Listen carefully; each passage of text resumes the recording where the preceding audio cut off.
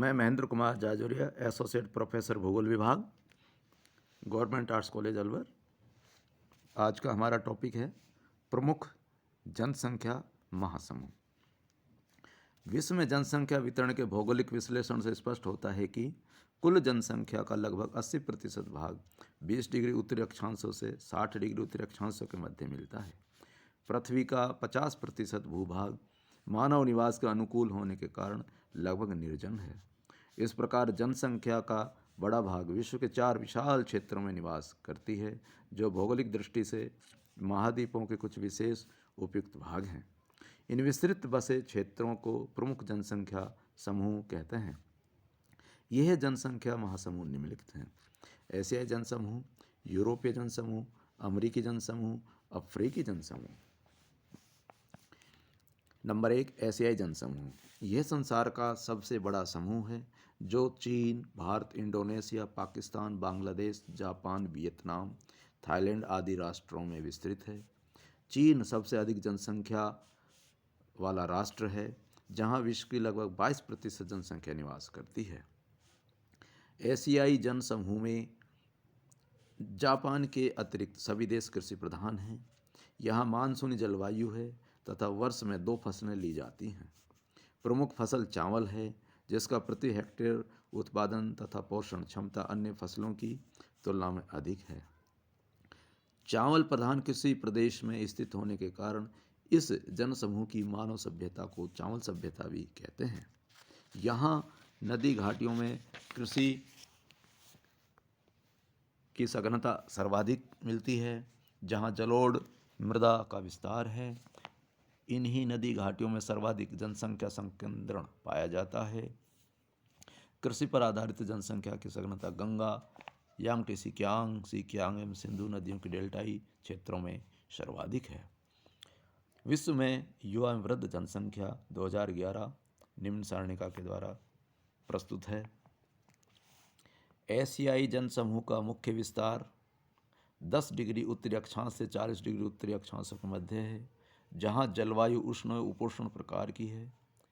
चीन, Japan, Korea, Vietnam तथा भारत तथा बांग्लादेश मानसूनी पवनों के प्रभाव में आते हैं, जहाँ मानसूनी पवनों से पर्याप्त वर्षा होती है।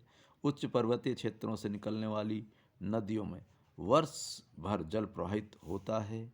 इस जल को नहरों द्वारा सिंचाई में उपयोग में लिया जाता है। यहाँ कम से कम 2 फसलें ली जाती हैं।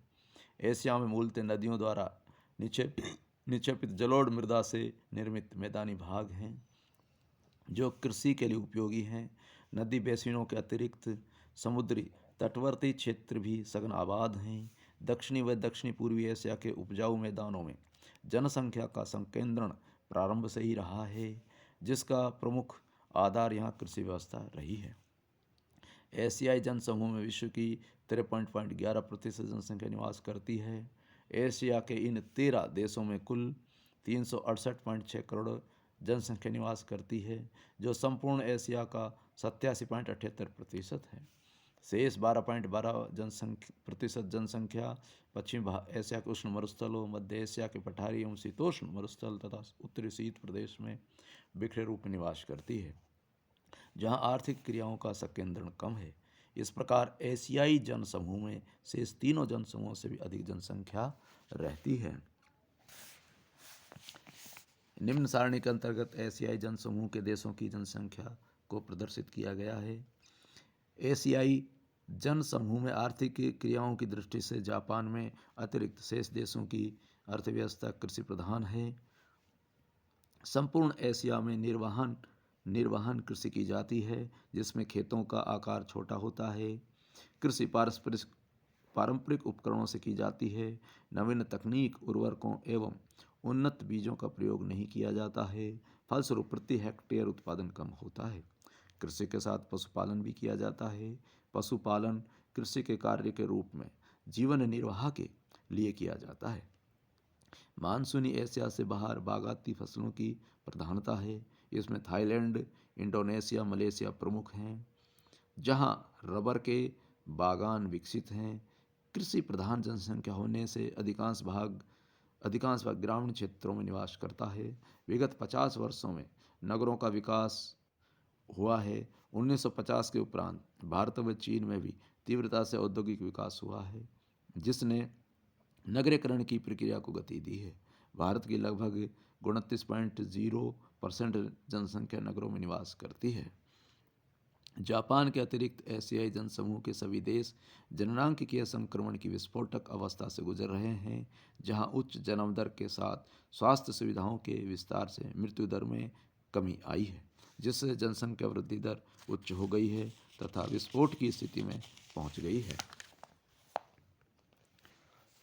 जनसंख्या वृद्धि में भोजन, आवास, रोजगार, निर्धनता तथा पर्यावरण अवनयन की समस्याएं उत्पन्न हो गई हैं। नंबर 2, यूरोपीय जनसमूह।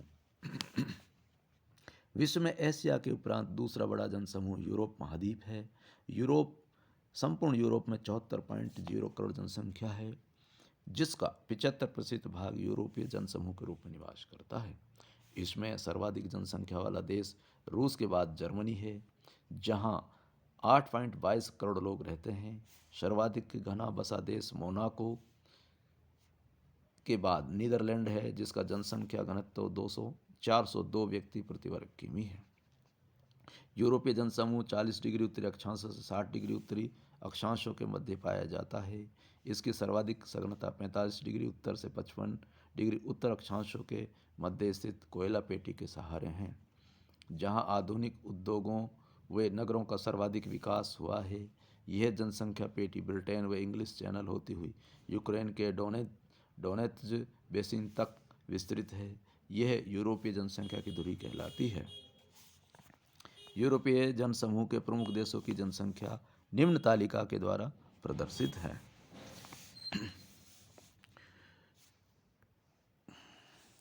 उन्नीसवीं शताब्दी के उत्तरार्ध में औद्योगिक क्रांति के उपरांत जनसंख्या का संकेंद्रण नगरों के समीप होने लगा।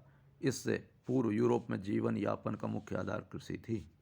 जनसंख्या का अधिकांश भाग नदी घाटियों तथा मैदानी भागों में निवास करता था, जहां जलोढ़ एवं लोएश उपजाऊ मृदाएं मिलती हैं। अनुकूल समशीतोष्ण जलवायु तथा पर्याप्त वर्षा कृषि कार्यों तथा जन स्वास्थ्य के लिए भी उपयुक्त हैं। इस प्रकार 20वीं शताब्दी के प्रारंभिक दशक से ही यूरोप में कृषि कार्यों पर निर्भरता कम होने लगी तथा उद्योगों के प्रति आकर्षण बढ़ता गया, जहां वर्तमान में यूरोप की 70% से भी अधिक जनसंख्या औद्योगिक कार्यों में संलग्न है। इसलिए यहाँ की सभ्यता को औद्योगिक सभ्यता कहते हैं। उत्तरी पश्चिमी तथा मध्य यूरोप की जनसंख्या पूर्णतया औद्योगिक सभ्यता के रूप में विकसित हुई है। यूरोप के उत्तरी भाग की जलवायु शीत प्रधान एवं कठोर होने के कारण 60 डिग्री उत्तरी अक्षांश तक वन उद्योग, समूह उद्योग, खनिज व जल शक्ति का विकास हुआ है। इसके उत्तर में जनसंख्या विरल पाई जाती है। लोहा इस्पात, वस्त्र निर्माण, मशीनरी, रासायनिक पदार्थ निर्माण, विद्युत उपकरणों के निर्माण आदि के कारखाने विस्तृत रूप में संपूर्ण यूरोप में फैले हैं। परिवहन के मार्गों एवं साधनों से संपूर्ण यूरोप जुड़ा हुआ है। नदियों और नहरों के द्वारा आंतरिक भागों में स्थित नगर समुद्री पवनों से जुड़े हैं। यूरोपीय जनसमूह की जनसंख्या मुख्यतः द्वितीयक एवं तृतीयक क्रियाओं से जुड़ी है। ये क्रियाएं नगरीय वातावरण में संपन्न होती हैं। विनिर्माण उद्योग एवं व्यापारिक कार्यों में संलग्न रहने के कारण एशिया जनसमूह की तुलना में जनसंख्या का पोषण एवं जीवन स्तर दोनों उच्च हैं। जनसंख्या वृद्धि की दृष्टि से यूरोप के अधिकांश देश आज से लगभग 200 वर्ष पूर्व जननांगीय संक्रमण की प्रथम अवस्था में प्रविष्ट हुए थे, जिनमें जन्म दर और मृत्यु दर दोनों निम्न स्तर की पर होती हैं। फलस्वरूप जनसंख्या वृद्धि रुक जाती है तथा जनसंख्या स्थिर हो जाती है। यद्यपि इन देशों में जनसंख्या स्थिर है, लेकिन जनसंख्या घनत्व अधिक है। यूरोपीय जनसमूह में प्रति व्यक्ति औसत उच्च आय, वैज्ञानिक तकनीकी प्रगति, औद्योगिक एवं व्यापारिक विकास, उच्च नगरीकरण तथा रोजगार के पर्याप्त अवसरों के कारण उच्च जीवन स्तर पाया जाता है। नंबर 3, अमेरिकी जनसमूह। अमेरिकी जनसमूह का मुख्य विस्तार उत्तरी अमेरिका के उत्तरी पूर्वी भाग में है।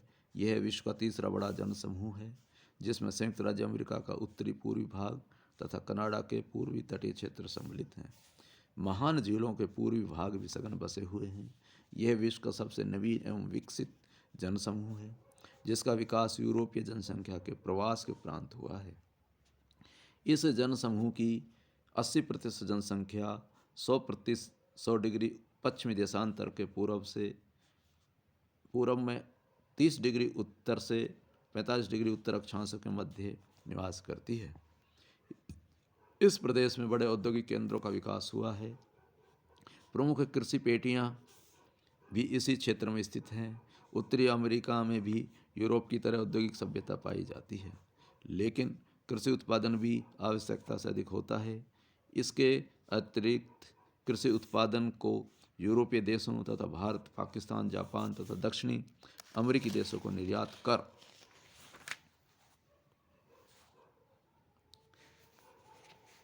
कर दिया जाता है। कृषि बड़े बड़े फार्मों पर आधुनिक यंत्रों की सहायता से की जाती है, जिसमें मानव श्रम कम तथा मशीनों का प्रयोग अधिक होता है। अमेरिकी जनसमूह की कुल जनसंख्या 90% यूरोप से आए लोग हैं। England, Ireland, Germany, France, Italy, Austria व हंगरी में से 18वीं और 19वीं शताब्दी में बड़ी